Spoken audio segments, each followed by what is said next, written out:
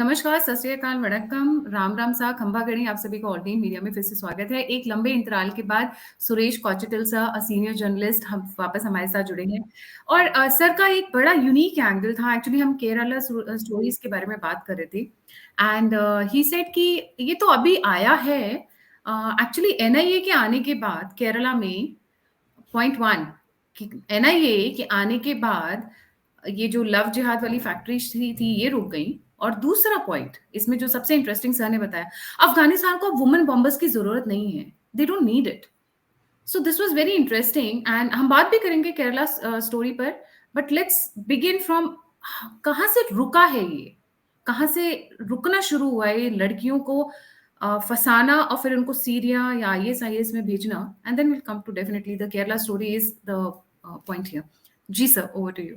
केरला में जो लव जिहाद हुआ था, हमने जब बात कर रहे थे कि 10-15 साल पहले शुरू हुआ था, ये वन ऑफ इंसिडेंट्स। इसमें स्ट्रैटेजी बहुत क्लियर था कि वहाँ के जो लड़के थे, मुस्लिम लड़के थे, उनको 2-3 सेमिनरीज है जो नॉर्थ केरला में है, मलप्पुरम साइड के आगे है, जो सेमिनारीज में इनको लाते हैं, लड़कियों को लाते हैं, इनको ब्रेन वॉश करते हैं। और ये लोग कहाँ होते हैं? ये लोग यूजुअली केरला के कोई कॉलेज में पढ़ रहे होते हैं या बैंगलोर या चेन्नई जैसे जगह में पढ़ने वाले लड़की होते हैं, जिनको कि उनके माँ बाप से ज़्यादा कॉन्टैक्ट नहीं होते हैं।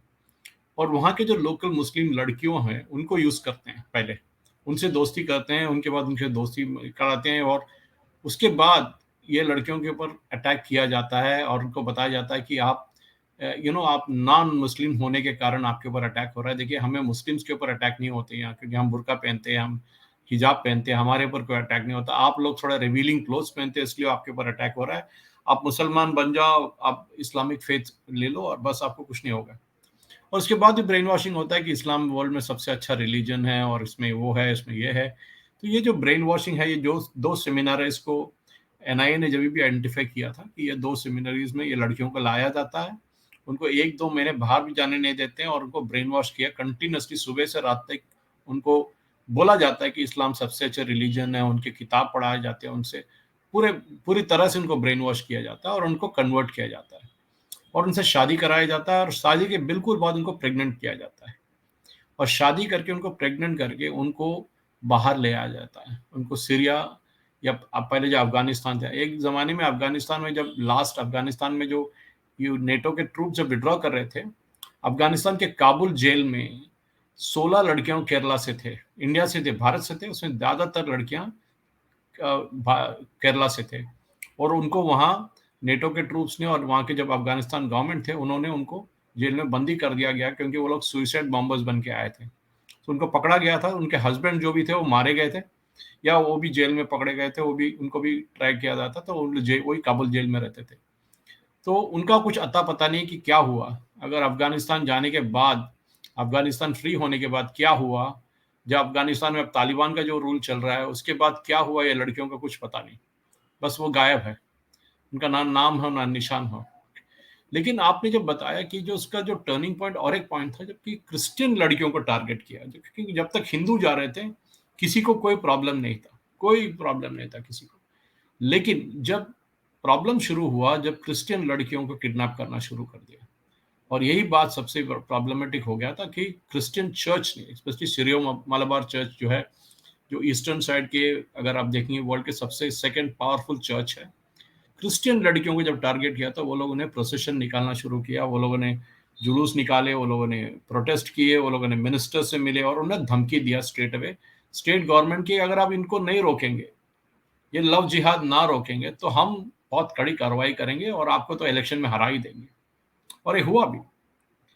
इससे पहले जो असेंबली इलेक्शन हुआ, जो अभी जब का गवर्नमेंट अभी है, जो लोकसभा का इलेक्शन हुआ था 2019 में, उसमें कम्युनिस्ट पार्टी के सिर्फ एक कैंडिडेट जीता था 20 सीटों में। केरला में 20 सीट है लोकसभा के, सिर्फ एक जीता था, बाकी 19 सीट जो कहते हैं यूडीएफ, जो मुस्लिम लीग, कांग्रेस और बाकी जो छोटे छोटे पार्टीज है वो सारे यूडीएफ कहते हैं, और एलडीएफ जो होते हैं सीपीएम सीपीआई और उनके जो लेफ्टिस्ट पार्टी थे वो लोग सारे के सारे वाइप आउट हो गए। तो सोचिए, जो गुस्सा था क्रिश्चियन, क्योंकि उन लोगों का बहुत बड़ा वोट बैंक है, हिंदू के जैसा वो अलग अलग टूटे टुकड़े में वोट नहीं करते, वो एक साथ वोट करते हैं, तो ये सबसे बड़ी बात है। तो ये जो एक साथ वोट करते हैं, तो इसी में तो इनका सबसे बड़ा प्रॉब्लम है कि जब एक साथ वोट करते हैं तो एक एन मास वोटिंग होता है, और इसमें इन्होंने सीपीएम को हराने की पूरी साजिश की थी, साजिश नहीं बोल सकते, स्ट्रैटेजी लिया था और उन्होंने सक्सीड हो गया उसमें। लेकिन हिंदू जब भी बटे हुए हैं, अभी भी बटे हुए हैं। इसके लिए हम पे मुगल्स ने राज किया, ब्रिटिश ने राज किया, डच ने राज किया, फ्रेंच जो भी हो हमारे पर सारे जुल्म किए, राज किया हमारे ऊपर, क्योंकि हम कभी भी बटे हुए रहते हैं, अभी भी बटे हुए हैं। हिंदुओं को अभी भी पता नहीं चल रहा है कि उनके ऊपर क्या हो रहा है। जब उनके घर के लड़की जब गायब हो जाती है, उनके बेटी, उनके बहन जब गायब हो जाती है, उनको जो दिन पता चलेगा कि लव जिहाद क्या चीज होता है, और ये लड़के के साथ जाना पड़ता है उनको। और ये लड़कों को, हर एक लड़के को एक एक रेट है लड़कियों के लिए फिक्स किया जाता है, जो ये मौलवी लोग हैं जो जो ये सेमिनारी चलाते हैं, ये लोग देते हैं 5 लाख से 10 लाख से 15 लाख एक लड़की के ऊपर। अगर वो हायर कास्ट की लड़की हो, हिंदू लड़की हो, तो उसको 10 से 15 लाख दिया जाता है लड़के को। अगर वो लोअर कास्ट की लड़की हो तो 5 लाख तक देता है। ये एक रेट फिक्स किया गया, रेट कार्ड था उनके लिए, और ये रेट कार्ड कोई मलयालम चैनल्स में भी दिखाया गया था 5-6 साल पहले। तो यही तो एक स्टार्टिंग पॉइंट था लव जिहाद का। लेकिन ये जो कहानी था, एक बाहर की दुनिया को किसी को पता नहीं था, ज्यादातर केरला के लोगों को पता था। और जिस घर से लड़की गायब होती है, उनके माता पिता बात भी नहीं करना चाहते कि वो शर्म से मारे जाते हैं। बहुत सारे पेरेंट्स ने सुसाइड करने की बात की, क्योंकि वो लोग बोलते कि हम सोसाइटी को कैसे फेस करेंगे, हमारे रिश्तेदार को क्या बताएंगे कि हमारी लड़की एक मुसलमान लड़के के साथ भाग गया, हमारी लड़की सीरिया गई सुसाइड बॉम्बर बन गई, हमारे लड़के अफगानिस्तान गई, इराक गई, और बहुत सारी लड़कियां मारे भी गए थे। तो यही ट्रेजेडी है केरला का। और ये ट्रेजेडी रुका जब था, अभी खत्म भी नहीं हुआ लेकिन कम हुआ, क्योंकि जागरूक हो गए केरला की जनता दो तरफ से। थोड़े ऑर्गेनाइजेशन जैसे हिंदू सेवा केंद्रम है केरला में, जो उन्होंने एक हेल्पलाइन सेटअप किया हिंदुओं के लिए। 15 लाइन का एक हेल्पलाइन है, जो नॉट जस्ट लव जिहाद के लिए, केरला के किसी भी हिंदू को किसी भी तरह की जरूरत हो तो वो हेल्पलाइन पर कॉल करने से उनको मदद मिलेगा, लीगल मदद मिलेगा। उनको पुलिस की तरफ से अगर मदद मिलना है तो रिटायर्ड पुलिस ऑफिसर्स है, उनको अगर कोई काउंसलिंग की जरूरत पड़े तो काउंसलिंग। उन्होंने 90% लड़कियां जो उनको लव जिहाद में लेके गए थे, उनको वापस लाने के बाद काउंसलिंग में उनको फिर हिंदू फेथ में लेके आए। ये बहुत बड़ा सक्सेस है। ये तो प्रॉब्लम कहाँ आ रहा है कि अपने जो जुडिशरी है ये सपोर्ट करता है लव जिहाद को। क्योंकि अब अगर नेशनल क्राइम रिकॉर्ड ब्यूरो को पूछा गया है कि आप बताइए कि लव जिहाद का कितना केस रजिस्टर हुआ, तो उन्होंने रिप्लाई दिया 0। क्योंकि लव जिहाद कहीं सीआरपीसी में कहीं लिखा नहीं है, कहीं लीगल बुक्स में कहीं डिफाइंड नहीं है, ये टर्म नहीं है। लड़की भाग जाती है तो एलोप्ड या और कोई सेक्शन में आता है, वो भाग गई है। लेकिन लव जिहाद कहीं लिख के रख नहीं रखते, क्योंकि वो लीगल लैंग्वेज है ही नहीं। तो नेचुरली वो पुलिस वाले या नेशनल क्राइम रिकॉर्ड ब्यूरो बताएंगे कि नहीं, इसमें तो कोई रिकॉर्ड नहीं है। तो अपने कम्युनिस्ट वाले, मुस्लिम लीग और ऐसे एमआईएम जैसे ओवैसी जैसे लोग बोलते हैं, देखो हमने बोला था ना, ऐसा कुछ केस ही नहीं है, आप लोग सिर्फ झूठा अफवाह फैला रहे हैं कि लव जिहाद हुआ, लव जिहाद हुआ। ये स्ट्रैटेजी है उनका, क्योंकि उनको एक जी हिंदू कम्युनिटी को उनको एक मोरल डाउन करना, ये उनका स्ट्रैटेजी है, लॉन्ग टर्म स्ट्रैटेजी है। और यही हो रहा जी है जी। और ये जो पिक्चर अगर सही में रिलीज हुआ, क्योंकि केरला में तो ये एक भी थिएटर में रिलीज नहीं होगा ये सिनेमा, क्योंकि वहाँ का कम्युनिस्ट गवर्नमेंट रिलीज करने नहीं देगी। और यहाँ वहाँ के जो इस्लामिक जिहादी है, वो अगर थिएटर में आएगा तो थिएटर को जला डालेंगे। सर, इसमें एनआईए की एंट्री कहाँ होती है? How does NIA got to know, और जिससे केरला में ये काफी रुका है, काफी कंट्रोल हुआ है? जी एनआईए डायरेक्टली इसमें इन्वॉल्व नहीं हुआ था। एनआईए को बहुत सारे और वहाँ जो काउंटरफिट करेंसी का केसेस चल रहा था, वहाँ जो पीएफआई का केसेस चल रहा था, तो पीएफआई के ऊपर बहुत दिन से एक उन सेंट्रल एजेंसीज का एक फोकस था उनके ऊपर, और अभी रिसेंटली बैन हुए थे वो लोग 6 महीने पहले। उससे पहले उनके एसडीपीआई, उनका जो पॉलिटिकल पार्टी है एसडीपीआई, ये सारे पार्टीज के ऊपर एक तरह से एक फोकस था, नेशनल इन्वेस्टिगेशन एजेंसी और आईबी का भी। और उसी फोकस में वो लोगों ने ये जो केसेस है लव जिहाद के, ये उनके सामने आया था कि ये लड़की गए कहाँ है यहाँ से, वो कहाँ है अभी, क्योंकि भारत के पासपोर्ट पे गए यहाँ से, वो लोग इंडियन पासपोर्ट पे यहाँ से निकले, उनको वीजा किसने दिया, उनको ले कहाँ गए, उनका एंड जर्नी किधर है। क्योंकि अगर आप कोई भी देश में जाते हैं तो वहाँ के जो लोकल एम्बेसी है उनको पता भी चल जाता है कि आप पहुंचे हैं, क्योंकि आपके इमिग्रेशन पॉइंट पे अगर आप चेक करेंगे तो आप कौन से डेट पे वहाँ पहुंचे उनको पता चल जाता है, इंडियन पासपोर्ट होल्डर्स के बारे में। लेकिन ये लड़कियों के बारे में कोई अता पता नहीं, क्योंकि ये लोग जाते कैसे जगह पे, सीरिया, अफगानिस्तान, ऐसे जहां जहां लॉ एंड ऑर्डर है ही नहीं, क्या इमिग्रेशन की बात करेंगे। अगर आप कुछ डिटेल भी पूछेंगे अफगानिस्तान में, किससे जाके पूछेंगे, ये प्रॉब्लम है। तो वो जमाने में जब चल रहा था ऐसा तो प्रॉब्लम हो गया था। अभी तो एनआईए का अच्छा पकड़ है केरला पे, एनआईए ने बहुत सारे पीएफआई के एक्टिविस्ट को अरेस्ट किया। ये पीएफआई वाले ये लव जिहाद में भी सबसे आगे थे, और आपको पता है कि जब एंटी सीए एजिटेशन हुआ था केरला में, बहुत सारे वहां के जो फिल्म स्टार्स थे, केरला के film star including Hindu film stars, उन्होंने ये सपोर्ट किया था सीए एजिटेशन। उन्होंने लव जिहाद के ऊपर सिनेमा बनाया कि लव जिहाद कितना अच्छा चीज होता है। बहुत सारे मूवीज ऐसे निकले भी थे। और आपको पता भी होना चाहिए, आरवीएस मनी जी से पूछे, जो अंडर सेक्रेटरी थे मिनिस्ट्री ऑफ होम अफेयर्स में, जिन्होंने सैफरन टेरर के ऊपर बुक लिखा था, the myth called saffron terror. RVS Mani ji ने मेरे साथ एक इंटरव्यू में बताया भी था कि केरला में जो आधे से ज्यादा पिक्चर बनते हैं, वो सारे पिक्चर पाकिस्तान के आईएसआई के फंडिंग से, दुबई से आने वाला पैसा से बनता है। तो एनआईए का रोल इसमें था कि जो पैसा बाहर से आता है, तो एनफोर्समेंट डायरेक्टरेट भी इन्वॉल्व हो गया था। और वो जो नॉर्दर्न केरला है, वो एक ब्लैक मनी का सेंटर बहुत दिन से है, लेकिन डीमोनेटाइजेशन के बाद उनका सारा बिजनेस बंद हो गया। लेकिन अभी भी वहां का सबसे बड़ा बिजनेस है गोल्ड स्मगलिंग। हर दिन 10 से 15 लोग पकड़े जाते हैं गोल्ड स्मगलिंग में, कैलिकट एयरपोर्ट में, करीपुर एयरपोर्ट में, जो नॉर्दर्न केरला के 2 एयरपोर्ट्स हैं। कोचिन में भी पकड़े जाते हैं, लेकिन कम है। और ये जो दोनों एयरपोर्ट पे स्मगलिंग सबसे बड़ा बिजनेस है, गोल्ड स्मगलिंग। और उसमें कस्टम्स ऑफिशियल्स भी इन्वॉल्व है, सारे लोग इन्वॉल्व है। कस्टम्स ऑफिशियल्स को रेगुलरली चेंज किया जाता है, फिर भी वो लोग ये माफिया के हाथ में है, माफिया के अंडर में है।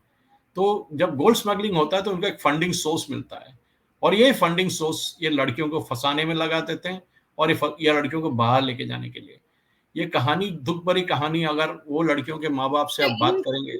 ये लड़कियां विया एयरपोर्ट जाती है या विया कार्गो जाती है, कैसे जाती है? पहला क्वेश्चन ये। और दूसरा कार्गो क्या से ये नहीं जा सकते, कार्गो से नहीं जा हम्म, सकते हैं। ये लड़कियां रेगुलरली जाते हैं। ये लोग क्या करते हैं, पहले दुबई का वीजा ले लेते हैं, दुबई जाते हैं पहले। दुबई जाने के बाद वहां से गायब हो जाते हैं, क्योंकि Dubai is a transit point. वहां से ये लोग कहाँ गए किसी को पता नहीं, क्योंकि दुबई से आप कहीं भी जाएंगे तो आपको वहां से आपके गवर्नमेंट ट्रैक नहीं कर पाएंगे कि आप गए किधर। और सीरिया जैसे जगह या अफगानिस्तान जैसे जगह के जाने के लिए पहले पाकिस्तान जाएंगे। अगर अफगानिस्तान जाएंगे, वहां से एक ओवरलैंड रूट लेके आप अफगानिस्तान पहुंचेंगे।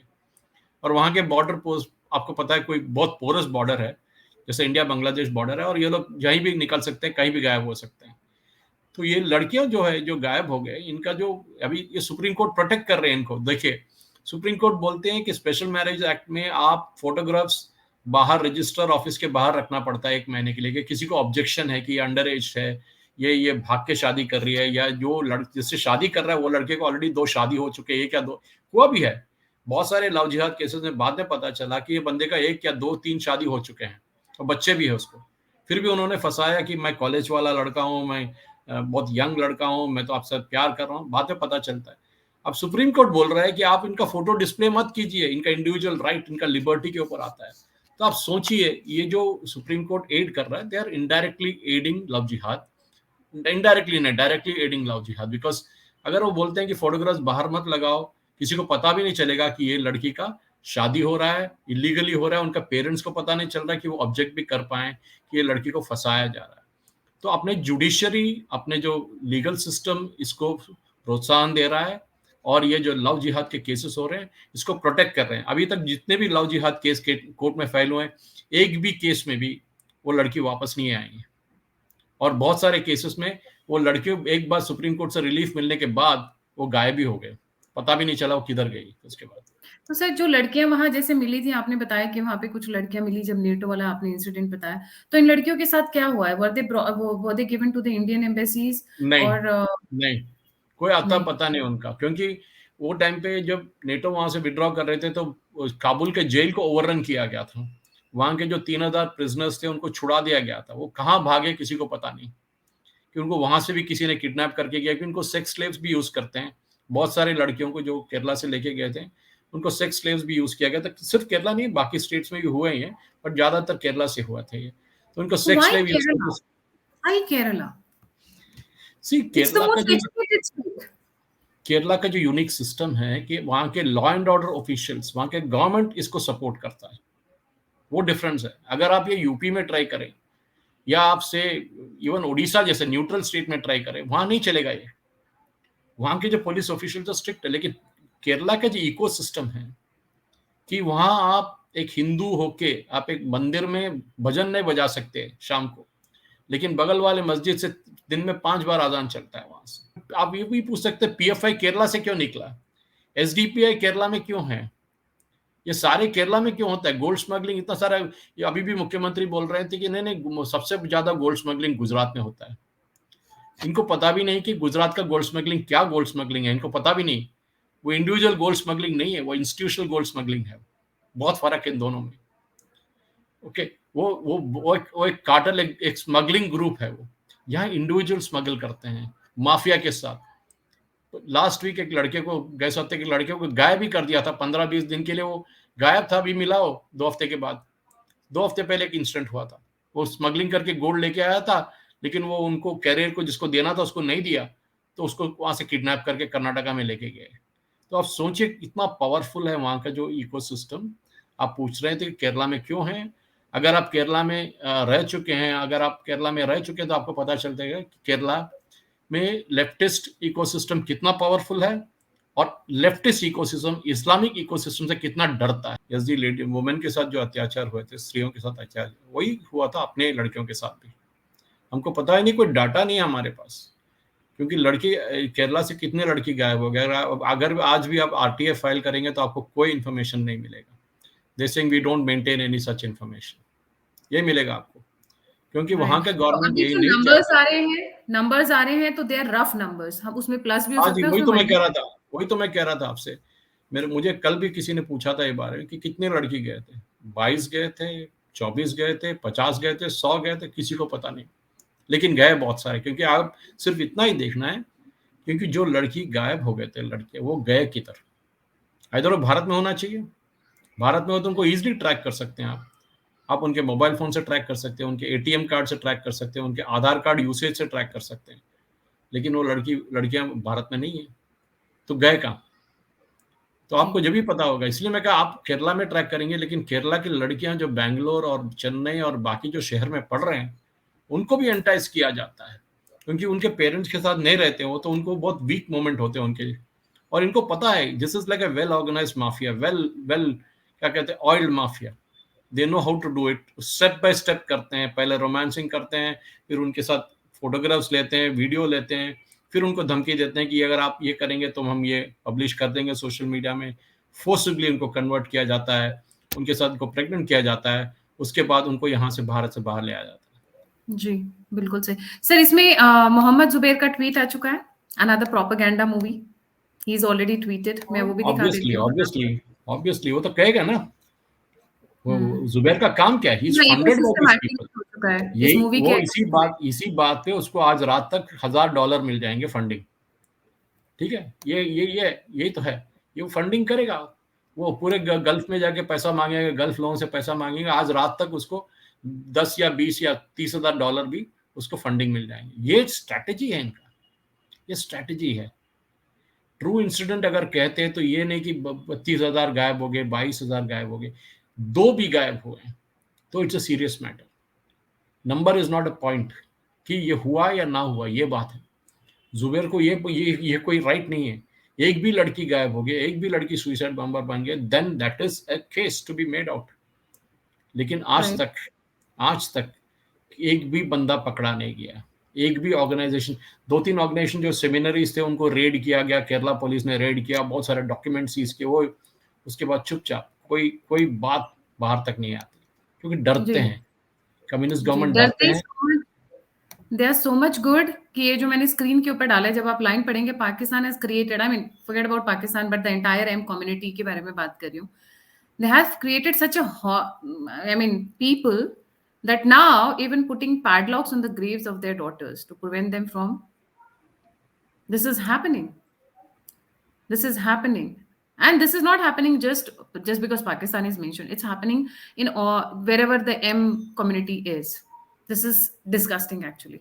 No, that's what I was just coming to that point कि एक इकोसिस्टम है इसके लिए। This is not happening in isolation. ये एक या दुक्का में कहीं वहां यहाँ नहीं हो रहा है। जुबैर जैसे लोग हैं, इनका फंडिंग भी यही लोग करते हैं जो ये लड़कियों को भगा के यहाँ से लेके जाते हैं। और ये Exactly. जुबैर को प्रोटेक्शन कौन देता है? सुप्रीम कोर्ट देती है। सुप्रीम कोर्ट कहती है कि लव जिहाद जैसा कोई चीज ही नहीं है। और ये फंडिंग जो आपको पता होना चाहिए कि कपिल सिब्बल को ये केस, हादिया का केस आर्ग्यू करने के लिए तकरीबन 2 करोड़ कुछ दिया गया था। किसने दिया? आज तक कोई चेक से दिया गया था उनको, कोई मुस्लिम बोर्ड, कोई कोई सम ऑब्सक्योर ऑर्गेनाइजेशन ने उनको फंडिंग किया। क्यों? क्यों? कहाँ से मिला उनको ये पैसा? कपिल सिब्बल को उन्होंने कैसे क्यों दिया ये पैसा? इतने हाई प्रोफाइल लॉयर को लेके क्यों आए? उनको पता था कि कपिल सिब्बल जब सुप्रीम कोर्ट के जजेस के सामने ठहरेंगे, वो केस जीत के लेके आएंगे किसी भी तरह। उनको पता है, क्योंकि वो इन्फ्लुएंस कपिल सिब्बल का है, तो सुप्रीम कोर्ट के जजेस के ऊपर है कि जजेस जो भी कपिल सिब्बल बोलते हैं मान लेते हैं। That is the influence. तो पूरा इकोसिस्टम क्रिएट किया। एक तो पुलिस फोर्स है, जुडिशरी है, इन्वेस्टिगेटिंग एजेंसी से सबको मिला है वो। इसलिए एनआईए जैसे वर्ड, जैसे बंगाल में डरते हैं वहां के गवर्नमेंट, एनआईए आ रहा है, केरला में भी अगर सीबीआई इंक्वायरी या एनआईए इंक्वायरी ऑर्डर करते हैं तो वहां का गवर्नमेंट सुप्रीम कोर्ट जाता है कि ये इंक्वायरी नहीं होना चाहिए। क्यों? क्या डर रहे हैं आप एनआईए से? यही प्रॉब्लम है इनका। तो ये पीएफआई जो शुरू हुआ था, जो इसका रूट्स केरला से है, उसका जो ऑर्गेनाइजेशन एसडीपीआई पॉलिटिकल ऑर्गेनाइजेशन अभी भी है, तो कहीं नहीं गया threat is still there. This is what I want to warn. हम want to warn Hindus saying that ये मेरा प्रॉब्लम नहीं है। जैसे मैंने कहा था मेरा पड़ोसी का प्रॉब्लम है। जैसे आप कहते हैं कि एक्सीडेंट मेरे साथ नहीं होता, मेरे पड़ोसी के साथ एक्सीडेंट होता है। जो आपको होता है, आपको पता चलता है कि आपके ऊपर कितना बड़ा धक्का लगेगा आपको। उस दिन आप कुछ भी नहीं कर पाएंगे। जैसे Jews had to face the gas chambers in Auschwitz from the Nazis, वही हाल होगा हिंदुओं का। तो हमारे जो जयचंद हमारे पास है वो अभी भी है, कहीं नहीं गए, और हमारे देश को बेचने के लिए वो कुछ भी करेंगे। यही हिंदू, वो 10 पैसे के लिए भी देश को बेच देंगे, और ये हमने देख रहे हैं, हम मीडिया में हो या बाकी कहीं भी हो। Right, thank you so much sir for joining. जाने से पहले सभी व्यूअर्स से रिक्वेस्ट है, please don't forget to like, subscribe and share the alternate media.